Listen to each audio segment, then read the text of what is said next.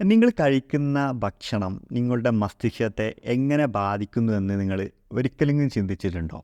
നിങ്ങൾ ഓടിക്കുന്ന കാറ് ശരിയായ രീതിയിൽ പ്രവർത്തിക്കണമെന്നുണ്ടെങ്കിൽ നല്ല ഇന്ധനം, അതിന് ശരിയായ ഇന്ധനം തന്നെ കൊടുക്കണം. അതുപോലെ തന്നെ വളരെ പ്രധാനപ്പെട്ടതാണ് കൃത്യമായ നല്ല ഭക്ഷണം കഴിക്കുക. അത് മസ്തിഷ്കത്തിന് ആവശ്യമാണ്. അതുപോലെ ചില ഭക്ഷണങ്ങൾ നമ്മുടെ മസ്തിഷ്കത്തിന് ദോഷകരമാണ്. അതുപോലെ നിങ്ങളുടെ മസ്തിഷ്കത്തിന് ഗുണമായിട്ടുള്ള അല്ലെങ്കിൽ നല്ല രീതിയിൽ മെച്ചപ്പെടുത്താൻ സഹായിക്കുന്ന ആഹാരങ്ങളുണ്ട്. അപ്പോൾ ഇന്ന് ഇതൊക്കെയാണ് നമ്മുടെ വീഡിയോയിലൂടെ സംസാരിക്കാൻ പോകുന്ന വിഷയം. ആദ്യം നിങ്ങളുടെ മസ്തിഷ്കത്തിന് ദോഷകരമായി വരുന്ന ഭക്ഷണങ്ങളെ കുറിച്ചിട്ട് തന്നെ നമുക്ക് സംസാരിക്കാം.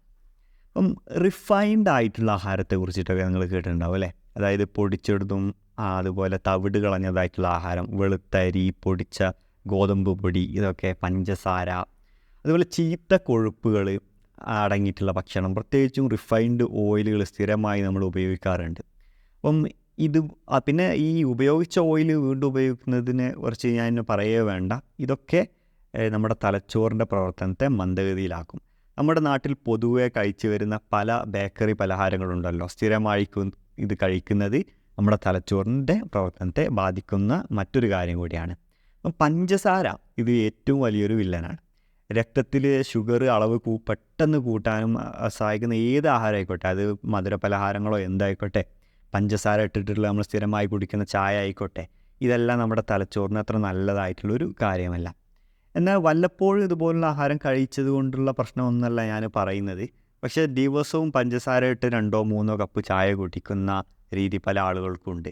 അതുപോലെ എല്ലാ ദിവസവും വറുത്തതും പൊരിച്ചതും ഈവനിങ്ങും അല്ലെങ്കിൽ ചായ കുടിക്കുന്ന സമയത്ത് ശീലമാക്കുന്ന ആളുകളൊക്കെ ഉണ്ട്.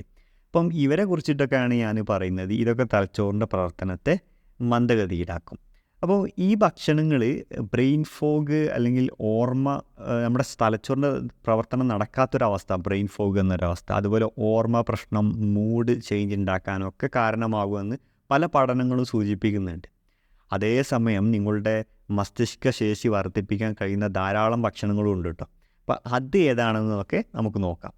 അപ്പോൾ ഞാൻ നേരത്തെ പറഞ്ഞ ചില ചീത്ത ആഹാരങ്ങളുണ്ടല്ലോ, ഈ ആഹാരങ്ങൾ നിങ്ങൾ കഴിയുന്നതും ഒരാഴ്ചയിൽ വളരെ മിനിമമായി കുറക്കുക എന്നുള്ളത് വളരെ പ്രധാനപ്പെട്ടതാണ്. അതുപോലെ തന്നെ ഞാൻ ഇനി പറയാൻ പോകുന്ന നല്ല ആഹാരങ്ങൾ, അത് നിങ്ങൾ ഒരാഴ്ചയിൽ നിങ്ങൾ ഏറ്റവും കൂടുതൽ എടുക്കുന്നുണ്ട് എന്ന് ഉറപ്പ് വരുത്തുക. എന്തുകൊണ്ടാണ് ഇത് പറയുന്നത് എന്ന് വെച്ച് കഴിഞ്ഞാൽ, എല്ലാ ആളുകൾക്കും എല്ലാ ദിവസവും ഞാൻ പറയാൻ പോകുന്ന ആഹാരം കഴിക്കാൻ പറ്റണമെന്നില്ല. അതുപോലെ തന്നെ ഞാൻ നേരത്തെ ഉപേക്ഷിക്കാൻ പറഞ്ഞ ആഹാരം എല്ലാ ദിവസവും ഉപേക്ഷിച്ചുകൊണ്ട് നടക്കാനും എല്ലാവർക്കും പറ്റണമെന്നില്ല.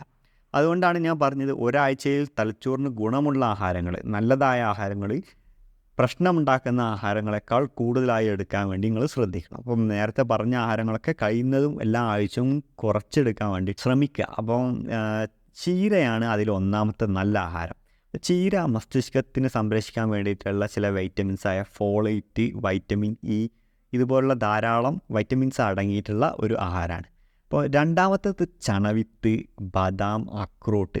ഇതിൽ ഏറ്റവും പ്രധാനപ്പെട്ടത് ഒമേഗ 3 ഫാറ്റി ആസിഡ് ആയിട്ടുള്ളൊരു ന്യൂട്രിയൻ്റ് ഇതിൽ അടങ്ങിയിട്ടുണ്ട്. അപ്പോൾ ഇത് നമ്മുടെ തലച്ചോറിൻ്റെ നാഡീനരമ്പുകളുടെ പ്രവർത്തനത്തിനൊക്കെ വളരെ ഇമ്പോർട്ടൻ്റ് ആണ്. ഈ ബ്രെയിൻ ഫോഗ് കുറക്കാൻ, ഓർമ്മശക്തി കൂട്ടാനൊക്കെ ഈ ഒരു ന്യൂട്രിയൻ്റ് വളരെ അത്യാവശ്യമാണ്. നമ്മുടെ നാഡീവ്യൂഹത്തിൻ്റെ പ്രവർത്തനത്തെ വളരെ അനിവാര്യമായിട്ടുള്ളൊരു ഫാറ്റാണ് ഒമേഗ 3 ഫാറ്റി ആസിഡ്. ഇനി അടുത്തത് പൊട്ടാഷ്യം, മാഗ്നീഷ്യം ധാരാളം അടങ്ങിയിട്ടുള്ള ആഹാരം. വാഴപ്പഴമാണ് ഇതിൽ ഏറ്റവും നല്ലത്. വാഴപ്പഴം സ്ഥിരമായി അല്ലെങ്കിൽ ആഴ്ചയിൽ 1-2 തവണ കഴിക്കുന്നുണ്ട് ഉറപ്പ് വരുത്തുക. നാഡികളുടെ പ്രവർത്തനം ഒക്കെ ഇമ്പ്രൂവ് ചെയ്യാൻ സഹായിക്കുന്നതാണ് ഈ പൊട്ടാഷ്യം, മഗ്നീഷ്യം ഒക്കെ. അത് നല്ല രീതിയിൽ കിട്ടണമെങ്കിൽ ഇതുപോലുള്ള വാഴപ്പഴം പോലുള്ള ആഹാരങ്ങളൊക്കെ കഴിക്കാം. പിന്നെ ബെറികൾ, ബ്ലൂബെറി, സ്ട്രോബെറി ഒക്കെ ആൻറ്റി ഓക്സിഡൻ്റ് അടങ്ങിയിട്ടുള്ള ആഹാരങ്ങളാണ്. അത് മസ്തിഷ്കത്തെ സംരക്ഷിക്കാൻ വേണ്ടി സഹായിക്കും. അപ്പം അതുപോലെ തന്നെ നമ്മുടെ പരമ്പരാഗതമായിട്ടുള്ളൊരു ആൻറ്റി ഓക്സിഡൻ്റാണ് മഞ്ഞൾ. വീട്ടിൽ നിന്ന് ഉണ്ടാക്കിയ മഞ്ഞൾ ഭക്ഷണത്തിൽ ചേർക്കുന്നത് മസ്തിഷ്കത്തിൻ്റെ പ്രവർത്തനത്തെ മെച്ചപ്പെടുത്താൻ സഹായിക്കും. പക്ഷേ നിങ്ങൾക്ക് കടയിൽ നിന്ന് വാങ്ങുന്ന മഞ്ഞളൊന്നും ഉപയോഗിക്കുന്നതുകൊണ്ട് ചിലപ്പോൾ അത്ര ഗുണം കിട്ടില്ല. അതുകൊണ്ട് തന്നെ നിങ്ങൾ വീട്ടിൽ നിന്ന് ഉണ്ടാക്കുന്നതിന് തന്നെ ഉപയോഗിക്കാൻ ശ്രമിക്കുക.